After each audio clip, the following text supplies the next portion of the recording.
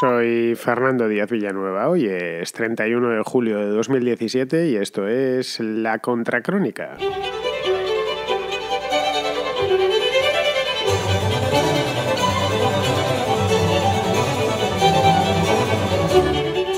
«15 muertos en Venezuela el día en el que el régimen de Nicolás Maduro decidió tirarse al precipicio». No sé en otros sitios, pero aquí en La Contracrónica, desde luego, este camino al precipicio, este camino al abismo, lo he ido anticipando con bastante antelación, por lo menos en los últimos 3 meses, y os he mantenido bastante informados al respecto.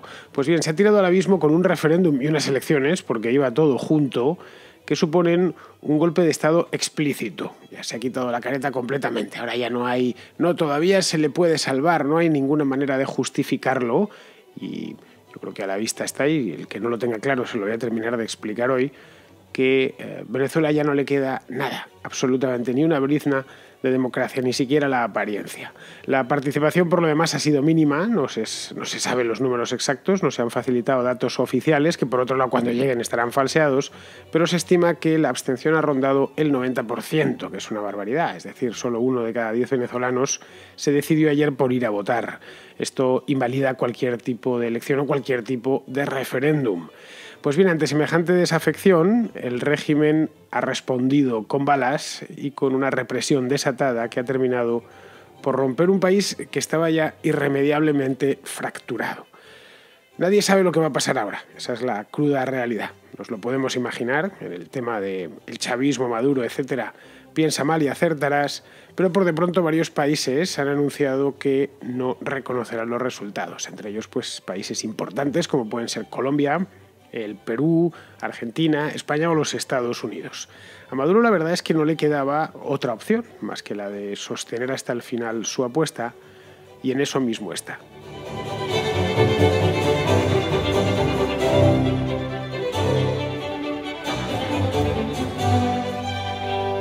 Con mayor o menor participación, a falta de saber exactamente cuánto es, ya he dicho antes que los números que nos lleguen habrá que tomarlos con pinzas como queramos, pinzas de estas que utilizan en las peluquerías o pinzas de barbacoa, ya al gusto de cada cual, pero desde luego con pinzas. No podremos tocarlas con las manos, esos datos, porque de seguro que nos mancharemos. Bien, a mí me da igual que la participación haya sido de un 10%, de un 20% o de un 25%.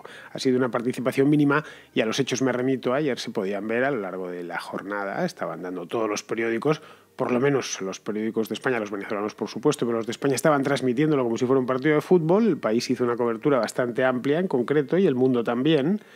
Y se veían los colegios vacíos. Lo del Poliedro de Caracas, estaban todas los puestos de votación que habían puesto, no había nadie, absolutamente nadie votando. Estaban allí, pues los encargados de las mesas y poco más. Pues bien, con más o menos participación, pero siempre baja, lo que parece claro es que Maduro ha terminado saliéndose con la suya y consumando de este modo un golpe de Estado completo.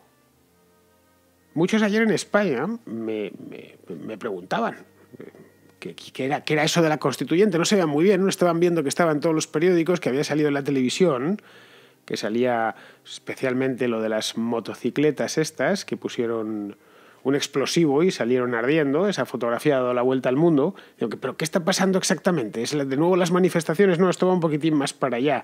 De hecho, ayer dos amigos me escribieron para preguntarme, me mandaron un WhatsApp. Oye, explícame un poco esto. Les dije que lo contaría en la contra de mañana. Y dije, mira, para no entretenerme y no tenerlo que contar varias veces, no tenéis más que escuchar La Contracrónica del lunes si lo cuento con pelos y señales. Y además así nos enteramos todos.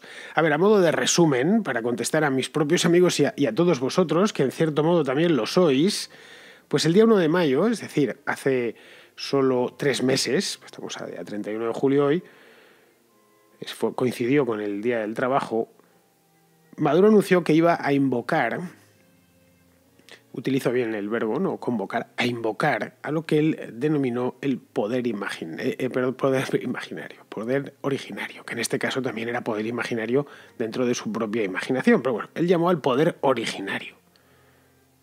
En aquel entonces, si mal no recordáis, a principios de mayo pues estaban en pleno auge las protestas callejeras que no han decaído en los últimos 2 o 3 meses. De hecho, lo de ayer fue una protesta callejera continua a lo largo de todo el día. Pues bien, en el día 1 de mayo llevaban ya un mes, desde la gran metedura de pata del régimen a finales de marzo, cuando decidió desposeer de todas las competencias a la Asamblea Nacional. Pues llevaban ya protestando un mes. Era como lo de la Asamblea fue la gota que colmó el vaso, ¿no? Aquello era una olla en ebullición, y terminó por reventar, por saltar la tapa en el mes de marzo, principios de abril. Pues aparte de eso, tenía su popularidad por los suelos. La sigue teniendo por los suelos, de hecho ahora está mucho más baja que el 1 de mayo, pero en aquel entonces se alarmó. Entonces, lo primero que os preguntaréis es, ¿y qué es eso del poder originario? Porque probablemente nunca lo hayáis escuchado. Sabréis más o menos, como sois tan castellano hablantes como yo, pues que imaginaos qué puede significar, pero no exactamente en qué sentido lo decía Nicolás Maduro. Pues bien, eso del poder imaginario es la típica chavistada que significa lo que el político quiera que signifique. Punto, ya está. En el caso de Nicolás Maduro significaba pues un referéndum para reconstituir el sistema político venezolano. Un referéndum acompañado de unas elecciones nuevas, una nueva asamblea, en una palabra. Como la anterior no me vale porque no la controlo yo, y menos la voy a controlar si hay nuevas elecciones, y si convoco unas elecciones regionales, como tenía que convocarlas porque tocaba el año pasado y todavía no se han celebrado, las voy a perder y me voy a quedar sin un solo estado, y municipales. Como la democracia o la pseudodemocracia ya que tenía en aquel entonces no me termina de interesar, porque en el caso de que saliese un revocatorio lo voy a perder. En el caso de que haya unas elecciones presidenciales como las de 2013, esta vez no voy a ganar por un punto, voy directamente a perder por muchos. Pues no le quedaban muchas más salidas que cargarse el sistema actual, que no le era propicio. Esta constituyente, en esencia, reducida a su esencia, a su esencia elemental, sería eso. Claro, el problema es que esto implica liquidar el sistema anterior, que está encarnado en la Constitución de 1999. El sistema anterior es el chavismo al menos como lo parió Hugo Chávez. Ya dije aquí la semana pasada, o la anterior, no recuerdo, en uno de los programas dedicados a Venezuela, que era ya caprichoso cuando menos, que era que la oposición venezolana se haya convertido en el albacea del testamento de Chávez, si tenemos por el testamento de Chávez a su propia Constitución. Ayer se veían algunas imágenes de opositores protestando y algunos llevaban la Constitución esta pequeñita que le gustaba mucho agitar a Hugo Chávez por la televisión. Yo siempre pensé, cada vez que veía a Hugo Chávez, si esa Constitución la servían con una lupa, porque tiene que ser imposible leer nada ahí.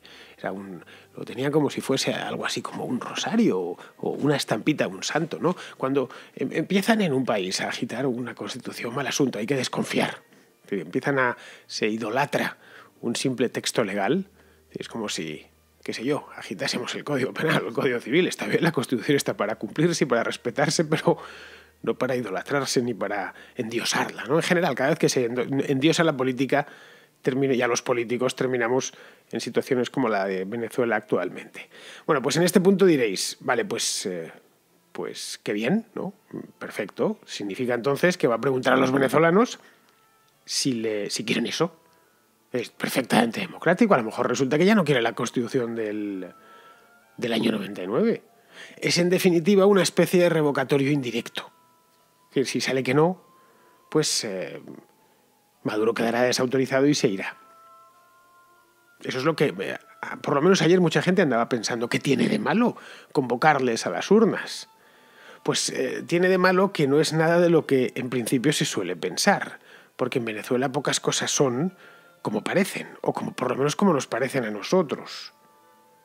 Es decir, esto de la Asamblea Nacional Constituyente no era más que una manera de que él y los suyos se atornillen al poder.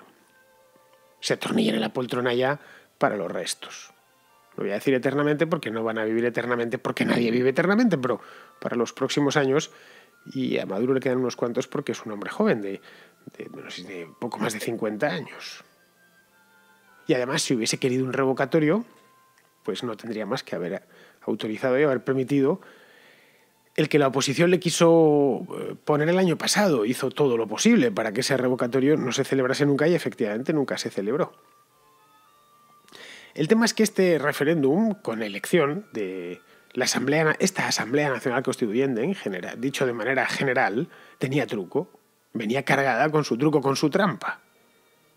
Los venezolanos iban a elegir a 545 diputados.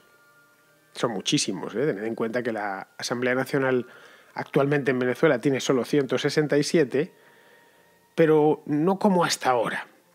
No como se había elegido la Asamblea Nacional hace 2 años o como se ha elegido siempre en Venezuela. Un hombre, un voto, unos candidatos que se presentan por partidos políticos o agrupaciones o movimientos. Movimiento Quinta República, que llevó al poder a Chávez en el año 98. No. En este caso, los diputados irían representados en 3 categorías diferentes. Una territorial, otra sectorial y otra para los pueblos aborígenes, que creo que son, me lo he apuntado por aquí, creo que son 8 diputados para los pueblos aborígenes.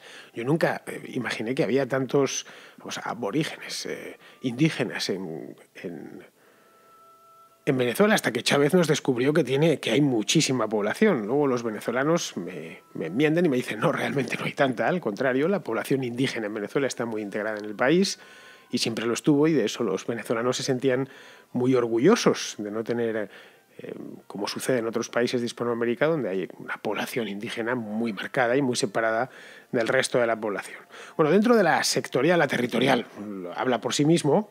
La sectorial, pues, estaba dividida: 24 provienen de los estudiantes, 8 de los campesinos, 28 de los jubilados, 79 por los sindicatos, 5 de los impedidos, de los paralíticos. Es curioso porque puede suceder que seas indígena y además impedido, es decir, y además paralítico. En este caso, ¿cómo haces? Votas 2 veces. Este es el gran problema de cuando a la sociedad empiezas a dividirla de esta manera. Pero vamos, que si lo miramos así un poco por encima, solo le echamos un vistazo de 1 minuto, lo que nos encontramos es con el clásico clivaje totalitario que entiende la representación política a través de órganos delegados.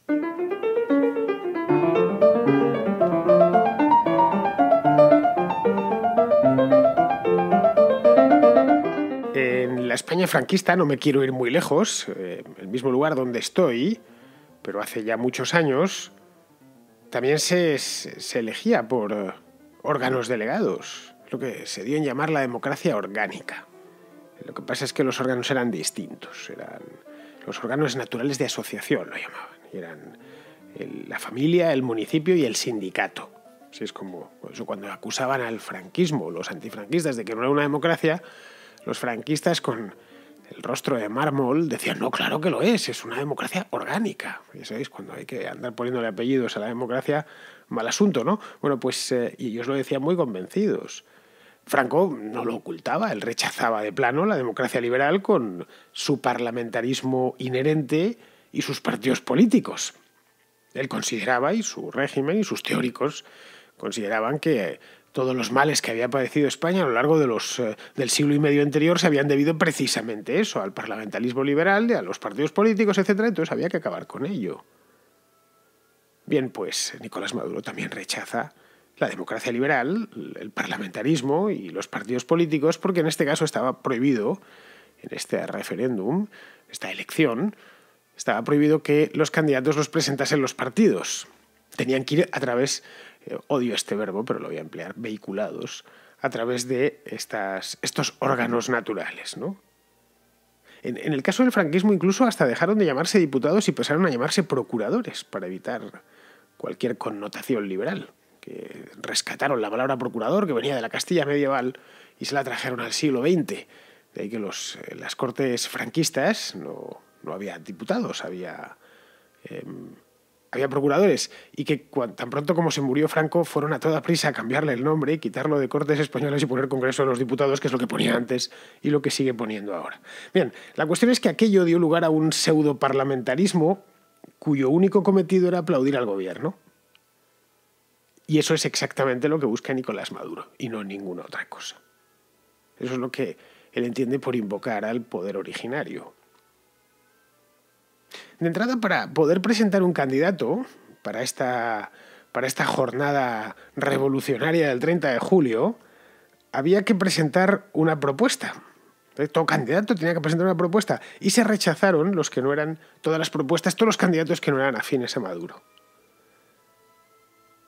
Es decir, que de 6.000 candidatos que había, los 6.000 eran chavistas. Caray, así la victoria está asegurada siempre. Así cualquiera gana unas elecciones. No, se van a presentar 6.000, son muchísimos, 6.000 para 500 y pico puestos. Esto es una genuina democracia. En muy pocas democracias se presenta tanta gente, pero tampoco. Bueno, sí, pues que los 6.000 son tuyos. Y si no son 6.000 tuyos, son 5.950. Y esa es la Asamblea Nacional que salió ayer de las urnas, de unas urnas muy escasas, pero urnas a fin de cuentas. Es decir, una Asamblea Nacional, si quitémosle lo de constituyente, hecha a la medida del propio gobierno. Es como si este ejercicio lo podemos hacer en España, en Argentina, en México, donde nos dé la gana. Si mañana el presidente de la República o el presidente del gobierno deciden que el sistema actual, la Constitución, hay que echarla abajo y vamos a cambiar de sistema. Se pueden presentar, pero solo los de su partido o los afines a su partido. Bueno, pues diréis, no, pero sigue siendo una democracia, la gente vota. No, leches, no es una democracia. La democracia, ¿desde cuándo la democracia ha consistido solo en que la gente vote? Dependerá de cómo vote, de las garantías que tenga. Bueno, aparte de eso, que la democracia es muchísimo más. Muy bien, una vez quede constituida esta Asamblea Nacional Constituyente, la otra asamblea, la Asamblea Nacional a secas, la salida de las urnas en diciembre de 2015, pues habrá sido desposeída de facto de todas sus competencias. Y de hecho podría estar fuera de la ley tan pronto como se constituya la nueva. Cuando digo fuera de la ley es que pueden apresar a los diputados legítimamente elegidos por los venezolanos y meterlos presos. Desde luego lo que no tienen es ya capacidad ninguna de legislar, porque el poder originario ha sido invocado. Sería, por lo tanto, este referéndum, esta asamblea, sería la versión venezolana del incendio del Reichstag para Hitler o del asesinato de Matteotti para Mussolini. Es decir, la coartada perfecta, la coartada que le faltaba, que necesitaba para acabar con el último resto de democracia.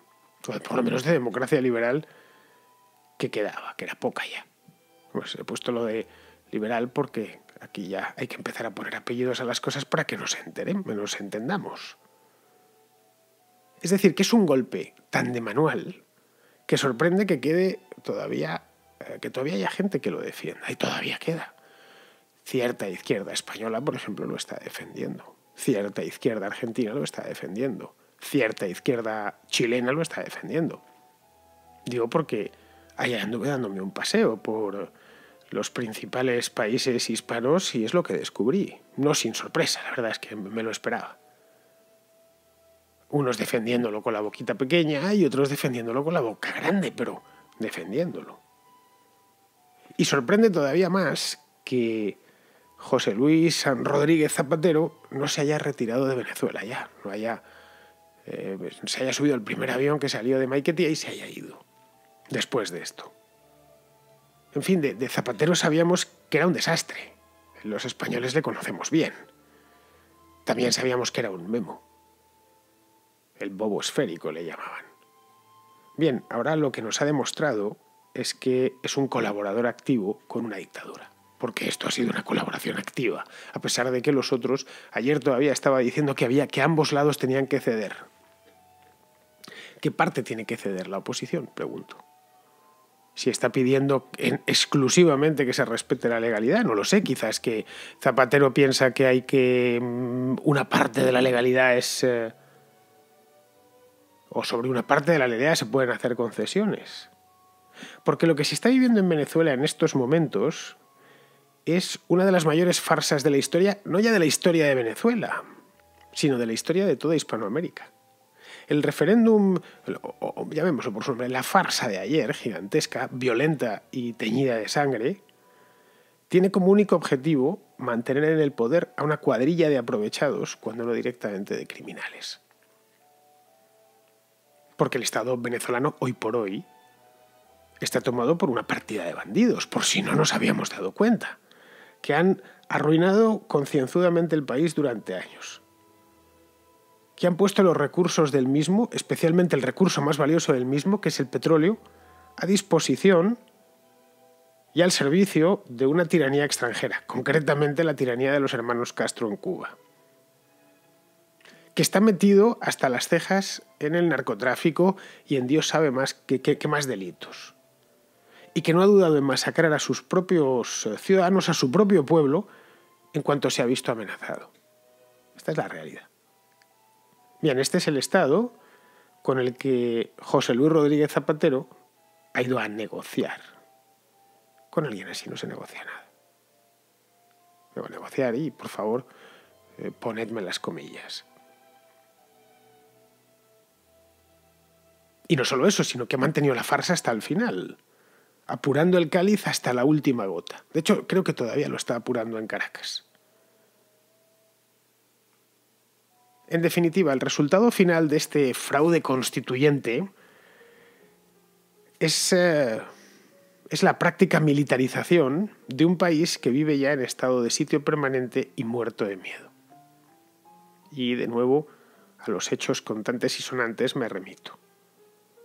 Los derechos humanos, que tanto le preocupan a la izquierda internacional, se ve que de boquilla, naturalmente, y que están siendo pisoteados en Venezuela desde hace muchos años, directamente van a desaparecer. Si es que no han desaparecido ya por completo.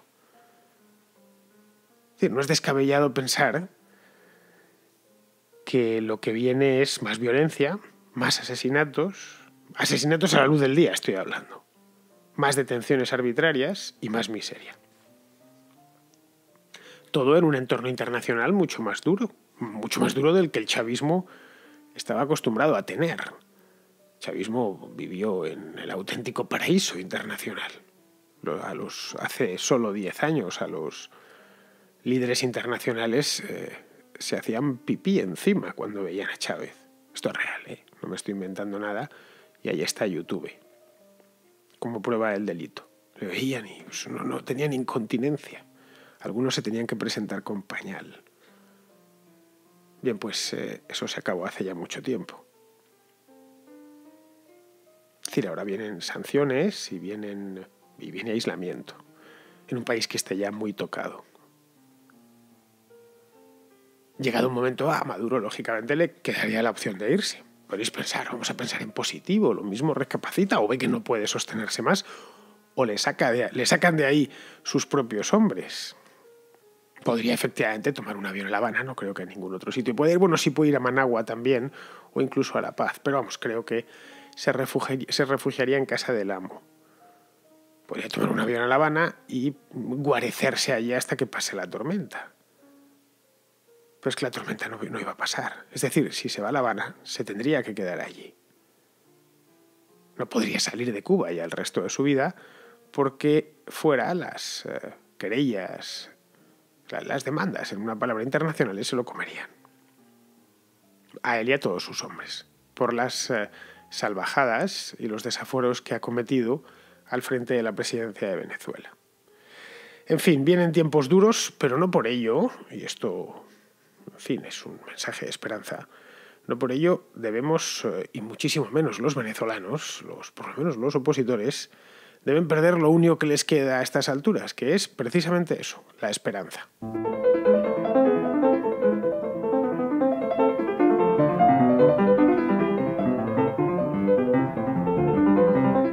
Me pasa un oyente de Colombia una noticia de ayer, precisamente ya para seguir con el mismo tema de las elecciones en Venezuela. Es algo que lo vi, me lo llevé a mi cuenta de Twitter, que me hizo muchísima gracia, y que podría ser titulado algo así como Venezuela como película de Berlanga. Para los que no conozcáis a Berlanga, era un director de cine español, ya murió hace no muchos años, por cierto, un genio, especialmente un genio de películas del género del enredo, ¿no? Bueno, pues si no lo habéis visto, podéis buscar algo por internet y lo disfrutaréis. Desde luego, los españoles le conocen todos a este director. La historia es muy buena, simplemente Maduro se fue a las 6 de la mañana a votar y sacó una especie de cédula de identidad nueva, que lo han llamado el carnet de la patria, la típica ridiculez de esta gente que está obsesionada por... Sí, en el fondo llevan todos...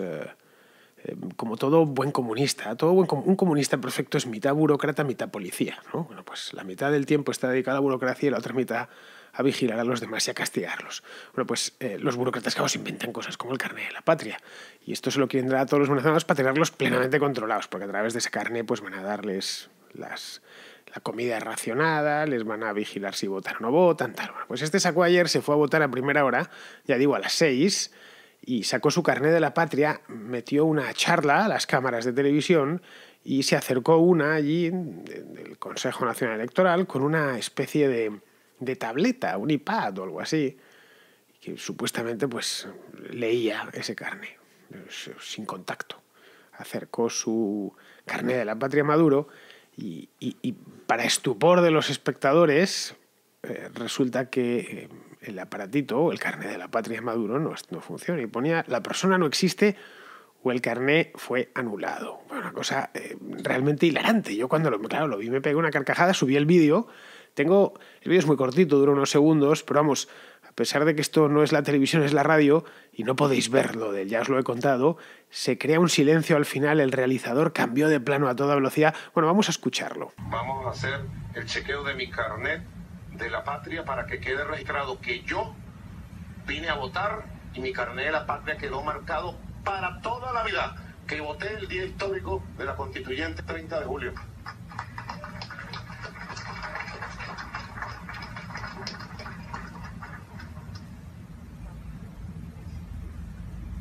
Como veis, durante los últimos segundos se podía cortar el aire con unas tijeras. Se habían cerrado el plano para que saliese la pantalla de la tableta y lo que no podían esperarse, no sé si habrá habido despido, pero vamos, es muy probable que ayer cayesen chuzos de punta en el Consejo Electoral después de este ridículo tan espantoso. Es decir, en una palabra, que todo le sale mal.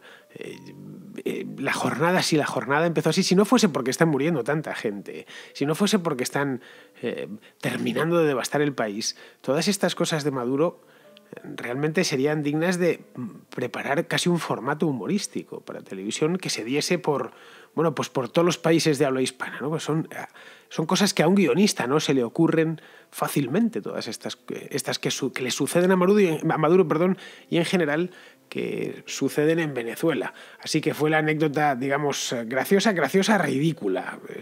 Es astracanesca, ¿no? Este subgénero literario del astracán, ¿no? Fuera, como todo lo que sucede en torno a esta gentuza, tiende a la astracanada. Bien, pues antes de irnos, terminamos ya el programa de hoy, pues nos vamos con nuestro querido Pizarro, que tiene, eso sí, cambiamos ya de tema.